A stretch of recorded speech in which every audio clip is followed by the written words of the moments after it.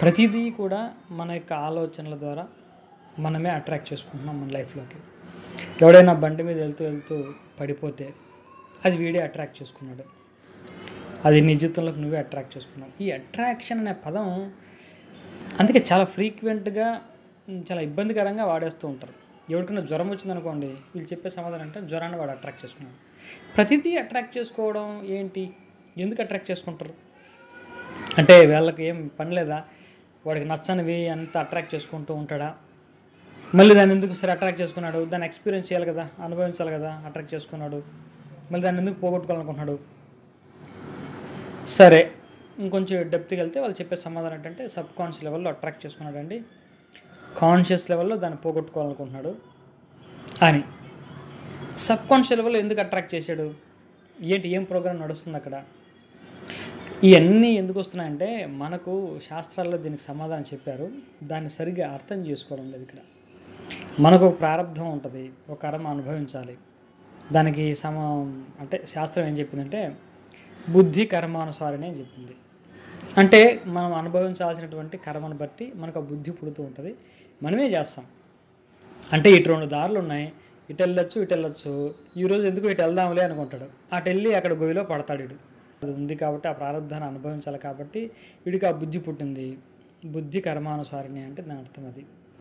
అంటే దీన్ని వాళ్ళు ఎలా చెప్తారంటే దీన్ని వీడే అట్రాక్ట్ చేసుకున్నాడని చెప్తారు. అంటే ఇంతవరకు పెద్ద ఇబ్బంది ఏమీ లేదు, సరే వాడే అట్రాక్ట్ చేసుకున్నాడు అన్నా కూడా ఇక్కడ వరకు సరిపోతుంది. అంటే ఫర్దర్ దీన్ని ఆలోచించుకోవడంలో పెద్ద సమస్య వస్తుంది. మనం పార్టిసిపేట్ చేస్తాం, మనకు జరిగే ప్రతి ఒక్క అవుట్కమ్లోనూ కూడా మనం ఖచ్చితంగా ఉంటాం. మనము కో క్రియేటర్స్, ఈ యూనివర్సల్ ఫోర్సెస్ మనము కలిసే చేస్తున్నాం. ఇవన్నీ నీకు నచ్చంది కూడా నువ్వే చేస్తావు, ఎందుకు నీకు ఆ చేయబుద్ధి వస్తుంది. సరే, ఇక్కడ రెండు దారులు. ఎవరైతే మనల్ని అట్రాక్ట్ చేసుకుంటున్నాం అనుకుంటున్నారో వాళ్ళు ఏ విధంగా ఫర్దర్ ఆలోచిస్తారు, ఎవరికైతే మనకు అది వచ్చింది అని ఆలోచిస్తారో వాళ్ళకు ఎటువంటి అంటే ఇప్పుడు నేనే అట్రాక్ట్ చేసుకుంటున్నాను అనేవాడు ఎక్కువగా ఓవర్ కాషియస్ అవుతాడు దేని మీద, మన ఆలోచనల పట్ల. ప్రతిరోజు నేను ఏం ఆలోచన చేస్తున్నాను. ఉదాహరణకి వాడెవడో పడ్డాడు చూసాము, అలా పడితే చాలా బాధగా ఉంటుంది కదా, జస్ట్ అనుకున్నాం రేపు నేను పడిపోతానేమో. ఎక్కడో న్యూస్లో చూస్తూ అక్కడెక్కడో భూకంపం వచ్చింది, ఆ బిల్డింగ్ కూలుతున్నట్టు అనిపించింది, మనం ఉన్న బిల్డింగ్ కూడా కూలిపోతుందా అని చిన్న ఆలోచన వచ్చింది. అమ్మో, ఈ ఆలోచన మళ్ళీ నన్ను అది అట్రాక్ట్ చేస్తుందేమో, భయం. వాస్తవానికి మీ యొక్క ప్రతి ఆలోచన కూడా మీ జీవితంలో తీసుకొచ్చి పెట్టే పని అయితే మీకు ప్రతిరోజు కూడా 30,000 ఆలోచనలు వస్తాయంట, సైంటిస్టులు చెప్తున్నారు. ఎంత మేనిఫెస్ట్ చేయాలి మీరు? సరే, ఇంకొక ప్రశ్న, మీకు మీరు సమాధానం చెప్పాలి. ఏదో యథాలాపంగా వచ్చిన ఆలోచనకి అంత శక్తి ఉండి మీ జీవితంలో అది మేనిఫెస్టేషన్ అయిపోతుంటే మీరు కాన్షియస్గా రోజు గంట సేపు విజువలైజేషను, అఫర్మేషను అని దాన్ని ఊహించుకుంటున్నారు, ఏదేదో చేస్తున్నారు కదా, మరి అది ఎందుకు మేనిఫెస్టేషన్ అవ్వట్లేదు? అలాంటి అనుభవం కూడా మీకు ఉందిగా, మరి ఏంటి? మరి అలాగని నేను నెగిటివ్ థాట్స్ మీరు తీసుకోండి అనట్లా. నెగిటివ్ థాట్స్ మానవ సహజం వస్తూ ఉంటుంది.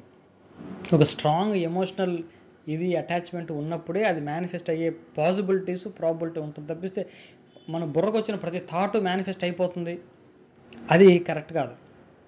2, ఎవరైతే ఇది నేనే అట్రాక్ట్ చేసుకున్నాను అనుకుంటూ ఉంటారో వాళ్ళ యొక్క అప్రోచ్ ఏ విధంగా ఉంటుందంటే ఈ విధంగా ఉంటుంది. నాకు ఆ థాట్స్ని ఆడిట్ చేసుకుంటూ ఉంటారు.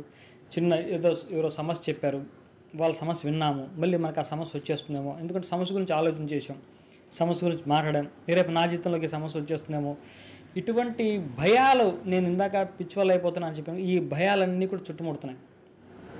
అదే ఎవరైతే ఇంకో రకంగా అంటే బుద్ధి కర్మానుసారని, మన బుద్ధి బట్టి మన కర్మను బట్టి మన బుద్ధి పనిచేస్తూ ఉంటుంది. కాబట్టి బుద్ధి అనేది నాకు తెలియదు ఇటువంటి కర్మ అనుభవించాల్సి ఉందో, కాబట్టి భగవంతుని ఆశ్రయిస్తాను, లేకపోతే ఎక్స్టర్నల్ ఫోర్స్లోకి వెళ్తున్నాను. ఈ నేనే అట్రాక్ట్ చేసుకుంటున్నాను అనుకున్న వాళ్ళందరూ కూడా 100% నా జీవితం మొత్తం నా కంట్రోల్లో ఉంది అనుకుంటున్నారు. ఇది తప్పు. మన జీవితం మన కంట్రోల్లో 100% లేదు. నీ జీవితం నీ చేతిలో కేవలం 25% మాత్రమే, నీ ఆలోచనల రూపంలో. ఈ ప్రారంధం అండి, గ్రహాలు, దాని ఇంపాక్ట్ అండి, ఇవన్నీ కూడా నీ కంట్రోల్లో లేకుండా జరుగుతూ ఉంటాయి. ఇది నమ్మిన వాడు ఏం చేస్తాడు అంటే, ఇప్పుడు గాయత్రి మంత్రం సారాంశం అదే, నా బుద్ధిని నువ్వు ప్రేరేపించవమ్మా అని అమ్మవారిని అడుగుతున్నావు. నా బుద్ధిని నా కర్మ కొద్దీ వదిలేయకు, నా బుద్ధి నువ్వు ప్రేరేపించు, మంచి బుద్ధి పుట్టించు అని అడుగుతున్నాం. ఈ మార్గంలోకి వెళ్ళి ఒక మంత్రమో లేకుంటే ఒక దైవాన్ని ఆశ్రయించడమో లేకుంటే గ్రహాలకు శాంతి చేయడమో ఎక్స్టర్నల్ ఫ్యాక్టర్స్ నీ కంట్రోల్లో లేనివి. కాబట్టి నువ్వు ఆ విధంగా ఆశ్రయించి ఏదో విధంగా పరిష్కారం పొందుతావు. ఇదే కరెక్ట్ మెథడ్. దీనికంటే ఇలా పిచ్చోళ్ళు అయిపోయి ప్రతి ఆలోచనలకి భయపడిపోయి ఇది నాకు వచ్చేస్తుందేమో, అది నాకు వచ్చేస్తుందేమో, ఏమైనా సమస్య వాళ్ళతో మాట్లాడకూడదేమో, అసలు ప్రాపర్గా అండర్స్టాండింగ్ లేదు. లా ఆఫ్ అట్రాక్షన్ అంటే ప్రతిదీ కూడా మన ఆలోచనలతో మనం వచ్చేస్తుంది అంతే. 25% మాత్రమే మన జీవితంలో మనకు కంట్రోల్ ఉంది మన ఆలోచనల ద్వారా. రిమైనింగ్ 75% మన కంట్రోల్లో లేదు. ఇది ఇంతకుముందు వీడియోలో కూడా నేను చెప్పడం జరిగింది.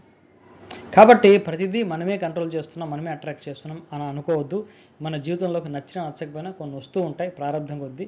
వాటిని డీల్ చేసే పద్ధతి బియాండ్ అవర్ కంట్రోల్. కాబట్టి అటువంటి మంత్ర సాధనం లేకుంటే ఇంకా భక్తి సంబంధమైనటువంటి సాధనం చేసుకోవడంతో వాటిని తప్పించుకోవచ్చు. కానీ ఎంతసేపు మళ్ళీ ఇంటర్నల్గా ఆడిట్ చేసుకొని మన ఆలోచనల్ని మన మాటలని నేను వాళ్ళతో మాట్లాడకూడదు, వీళ్ళతో మాట్లాడకూడదు, ఇలా మాట్లాడకూడదు అని ఎంత చేసుకున్నా కూడా దానివల్ల ఎటువంటి ఉపయోగం లేదు. కాబట్టి లా ఆఫ్ అట్రాక్షన్ అనే ఒక సబ్జెక్ట్ పేరుతో మీ ఆలోచన విధానాన్ని మరీ ఎక్కువగా పాడు చేసుకోకండి.